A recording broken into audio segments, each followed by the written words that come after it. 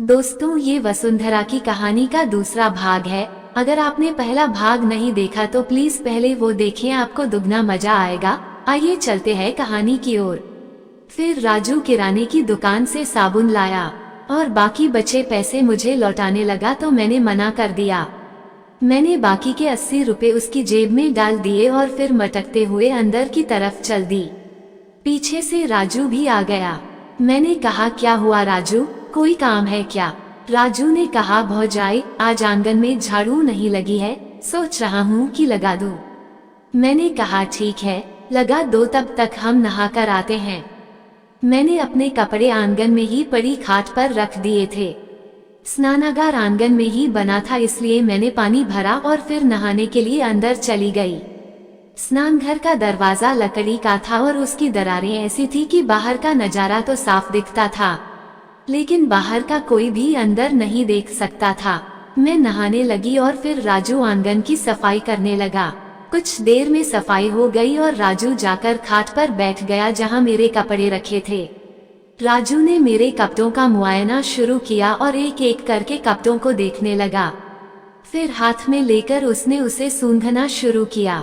मैं दरवाजे की दरारों से ये नजारा देखकर मन ही मन हंसे जा रही थी। कुछ देर तक ऐसे ही खेलने के बाद उसने कपड़े रख दिए और फिर खाट पर लेट गया। मैं वैसे ही भीगी हुई गुस्लखाने से निकली और जाकर राजू के सामने आ गई। मेरा पेटीकोट से अमृत कुंभ बाहर को झांक रहे थे। मैंने कहा, राजू उठो, यहाँ मेरे कपड़े रखे हुए हैं। राजू ने कहा, भौजाई आप ऐसे ही अच्छी लग रही हो, कपड़े पहनकर खूबसूरती मत बिगाड़ो। मैंने राजू के गाल पर एक चपत लगाई और कहा, धत बदमाश, तेरे भैया को पता चला तो देख लेना। राजू, भैया को बताएगा कौन? मैं तो नहीं बताने वाला, और अच्छी भौजाइयां अपने देवर की शरारतें पति को नहीं बताती। ये उन दोनों के बीच की बात होती है, क्योंकि भौजी पे आधा हक तो देवर का भी होता है ना। मैंने कहा, तुझसे बातों में कोई नहीं जीत सकता। ये कहकर मैंने अपने कपड़े उठाए और अंदर जाकर पहनने लगी। शाम को क्योंकि मैं घर पर अकेली थी, इसलिए आज मैं आंगन में अकेली ही थी। खाना पीना करने के बाद मैं सोने की तैयारी में थी। रात को 10 बजे थे और मैं सिर्फ पेटीकोट और ब्लाउज पहनकर लेटी हुई थी। मुझे ठीक से नींद नहीं आ रही थी और दिल भी नहीं लग रहा था। रात के 12 बजे मुझे कुछ आवाजें सुनाई दी जो हवेली के पीछे से आ रही थी। चांदनी रात थी, इसलिए मैंने कोई टॉर्च नहीं ली और चुपके से निकलकर गौशाला के पास आ गई। अंदर से किसी लड़की की आहें भरने की आवाज आ रही थी। बीच बीच में राजू के गाली गलौज करने को आवाजें भी आ रही थी। मैं कान लगाकर सुनने लगी। अंदर रेलमपेल चल रही थी। मैं गौशाला की दीवार के ओट में खड़ी होकर ये सब देख रही थी। नीचे जमीन पर तरपाल बिछी थी और उसी पर राजू एक लड़की के साथ खेल रहा था। उसके गले में मंगलसूत्र पड़ा था, इसलिए मैंने अंदाजा लगाया कि यह कोई शादीशुदा औरत है। राजू बहुत जोर से उसे ले रहा था और लड़की खूब मजे से सीतकार भर रही थी। थोड़ी देर बाद राजू के झड़ने का समय आया तो उसने भीतर ही अपना बीज छोड़ दिया।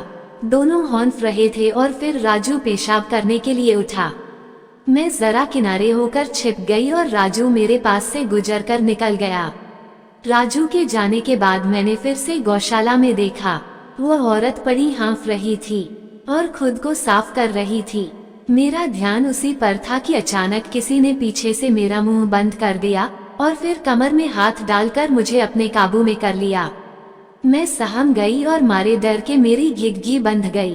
वह मुझे उठाकर गौशाला से दूर दीवार के पास ले गया। उसने मेरा मुंह दीवार की तरफ कर दिया और मेरे पीछे खड़ा हो गया। इस दौरान उसने मुझे अच्छे से जकड़ रखा था और मैं चाहकर भी कुछ भी बोलने की हालत में नहीं थी। तभी मेरे कानों में धीरे से आवाज आई, यहाँ क्या कर रही हो भौजी? ये राजू था और वो इस वक्त सिर्फ एक तौलिया लपेटे हुए था। उसकी आवाज सुनकर मैं जरा शांत हुई और धीरे से कहा, नींद नहीं आ रही थी, इसलिए सोचा कि देखूं तुम क्या कर रहे हो। बस इसलिए आई थी। राजू ने कहा, हम सीमा भौजी की प्यास बुझाने में व्यस्त थे, कोई काम है क्या आपको हमसे? उसने अब मेरे मुंह पर से हाथ हटा लिया और मेरी गर्दन पर फिराने लगा। उसका बायां हाथ मेरी कमर को जकड़े हुए था और मेरा मटका उसके मूसल पर टकरा रहा था। मैंने कहा काम कुछ नहीं है, मैं बस यहाँ से गुजर रही थी इसलिए रुक गई। राजू ने मुस्कुराकर कहा और आप प्रोग्राम देखने के लिए रुक गई। ये कहकर उसने अपनी पकड़ मजबूत कर ली। उसकी गर्म सांसें मेरे कान से टकरा रही थी। मैंने कहा ये लड़की कौन है? राजू बोला ये दीनू काका की बहू है, पति कमाने के लिए शहर गया है इसलिए इसका ख्याल मुझे रखना पड़ता है। ये कहकर उसने सहलाना शुरू कर दिया। राजू की बात में एक कामुक भावना थी। मैंने पूछा ये रोज तुम्हारे साथ सोने आती है? राजू ने कहा नहीं, हफ्ते में 1-2 बार गर्मी निकालता हूँ बस।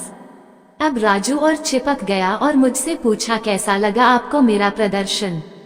मैं भला क्या कहती? मैंने कहा वो मैं कुछ देख नहीं पाए इसलिए मुझे नहीं पता। राजू ने अब अपना हाथ नागपुरी संतरों पर फिराना शुरू किया और कहा कहो तो दिखा दूं। मैंने कहा कैसे? सीमा मान जाएगी। राजू ने कहा टेंशन मत लो भौजाई, हम हैं ना, बस एक छोटी सी शर्त है मेरी। मैंने पूछा क्या शर्त है तुम्हारी? राजू ने कहा आपने कपड़े बहुत पहन रखे हैं, इनको कम करना पड़ेगा।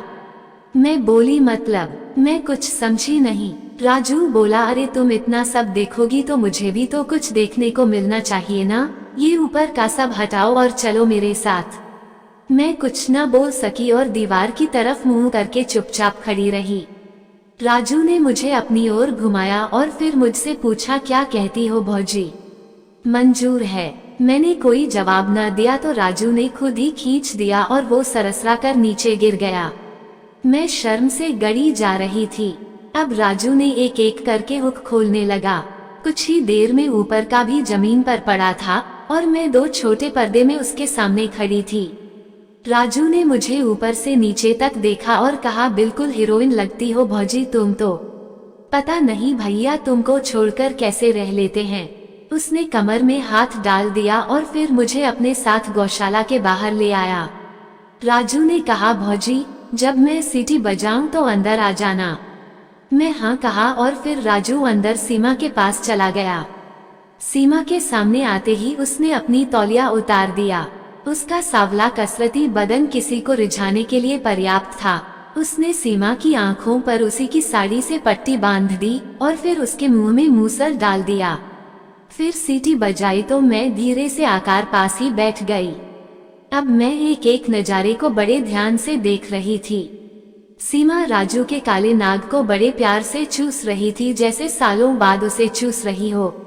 राजू भी अब मुझे दिखा दिखा कर मजे रहा था। सीमा की आंखें बंद थी इसलिए उसे मेरी मौजूदगी का एहसास नहीं था। इस तरह कुछ देर तक चुसवाने के बाद राजू ने सीमा को आगे की ओर झुका दिया और उसके पीछे से जन्नत के दरवाजे पर दस्तक देने लगा। सीमा के मुंह से सीतकार की आवाजें आ रही थी। कुछ देर बाद राजू ने नागराज को जन्नत की गुफा में प्रवेश करा दिया। राजू बीच बीच में मटके पर चाटे लगाते जा रहा था और साथ ही गंदी गंदी गालियां भी दे रहा था। मैं तो ये सोचकर ही डर गई कि जब ये सांड तरबूज फाड़ने पर आएगा तब क्या होगा। इसी तरह वो मुझे दिखा दिखा कर सीमा को नचाता रहा। ये क्रम बहुत देर तक चला और फिर राजू के बरसने का समय आया तो उसने सीमा के मुंह में गन्ना दे दिया और गन्ना रस उंधेल दिया। अब उसके चेहरे पर संतुष्टि के भाव थे। इस दौरान सीमा भी 2 दफा बरस पड़ी थी। अब मैंने जाने में ही अपनी भलाई समझी। मैं चुपके से निकल गई और बाहर पड़े अपने कपड़े उठाकर अपने बिस्तर पर आ गई। लाइव प्रोग्राम देखकर अब तक मेरी सांसें तेज हो गई थी और मैं भी काफी गर्म थी, इसलिए मैं गुस्ल खाने में गई और जाकर खुद को शांत किया। तब मुझे कुछ शांति मिली। सीमा की घमासान पिसाई देखकर अब मेरे दिल में भी राजू से कुटवाने की लालसा बढ़ गई थी। अगली सुबह मैं फिर से पेटीकोट में ही राजू के पास गई।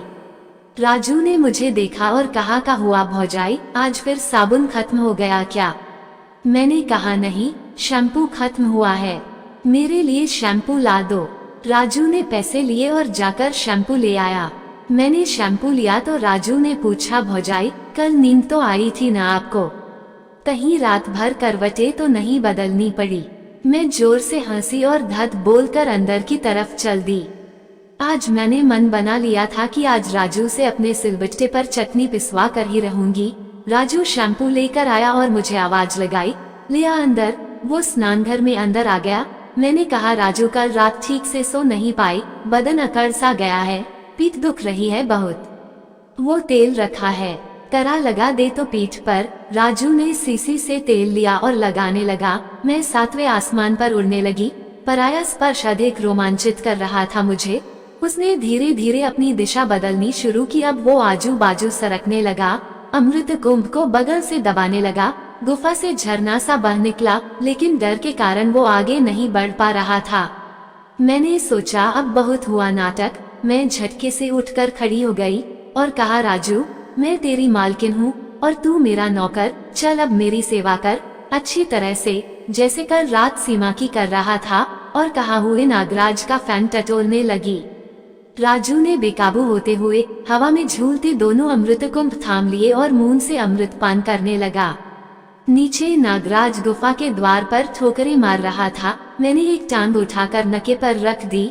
राजू समझ गया उसे क्या करना है और उसने काले फनफनाते कोबरा को स्वर्ग द्वार पर टिकाया और वो सरसराता हुआ अंदर चला गया। मैं सीतकार उठी। राजू ने झूलती बलखाती नागिन को अपने बलिष्ठ भुजाओं में संभाल लिया और पूरी ताकत से पूरी रफ्तार से दौड़ने लगा। नागराज गुफा की दीवारों को चीरता रगड़ खात हुआ धमाचौकड़ी मचाने लगा। 10 मिनट बाद नागराज ने जहर उगल दिया।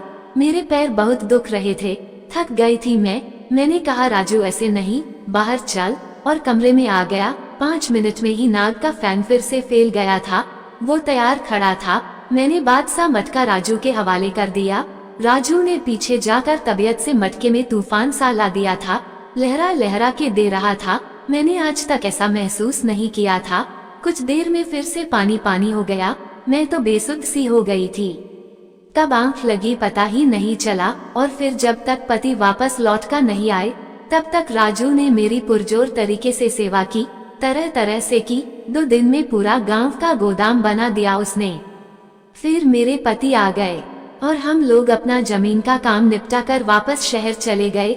लेकिन मैं राजू की पिसाई आज तक नहीं भूल पाई और ना कभी भूलूंगी। देखते हैं दोबारा कब मौका मिलता है गांव जाने का और वो सुख प्राप्त करने का।